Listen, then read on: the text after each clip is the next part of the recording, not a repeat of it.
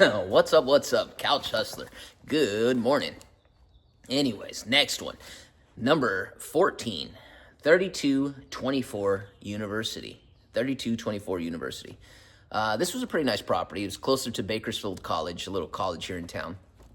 And the way I got this deal was I had a sign in the front of, let me think about this. I had a sign in front of one of my properties, the one on Harvard.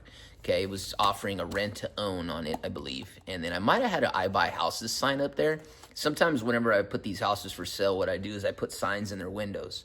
So if it's a vacant house, I'll put usually, rent to own or house for sale. And then I usually, on the other windows, I'll put, I buy houses.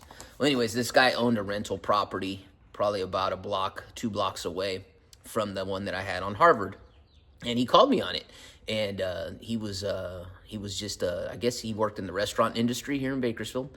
And he no longer wanted to deal with the property. He just kind of wanted to get away from it.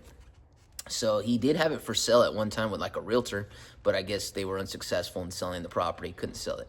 But I ended up picking up the property. It was a funny style property. I remember whoever designed it or whoever decided to put brick floors inside the property. First time I've ever seen that.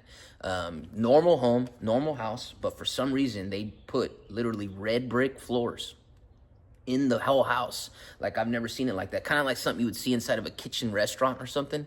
I mean, it made it probably really easy to clean. All you need is a water hose and some Fabuloso, and boom, you got it set up and clean. Really simple. But did have red brick floors. I don't know if you could look up the pictures, and I wish I had some pictures to show you. But if you look up the property on Zillow, I'm sure you could look at some old pics. Zillow or Google has usually all the old pics on houses. But yeah, red brick floors all throughout. I think, they did a garage conversion in the back unit. So the back unit did have a small little studio apartment built back there. I remember that too. And did a little bit of work on it, on both of them. But it turned around selling it. I believe on that one I got $30,000 down, $25,000 down on a lease option. And the person went through the whole transaction. It was actually a referral on a house on the next one I'm going to talk about called Trejo. It was her sister, so it was a referral deal, and I got her sister into the property, and she bought it and ended up getting financing and cashed it out. So it worked out. I know she had an issue with a tenant in that property. The tenant wasn't paying her rent for a while, and she was almost having to go through eviction. But she always made payment to me. We never had a problem. And then eventually she just refinanced, and I hope she got that tenant out of there. I don't know. I had never talked to her again after she refinanced. With the down payment monies and everything, I cleared probably about $30,000-$40,000 on that deal. It wasn't a home run, but still made some money, not too bad, and it was a nice little property.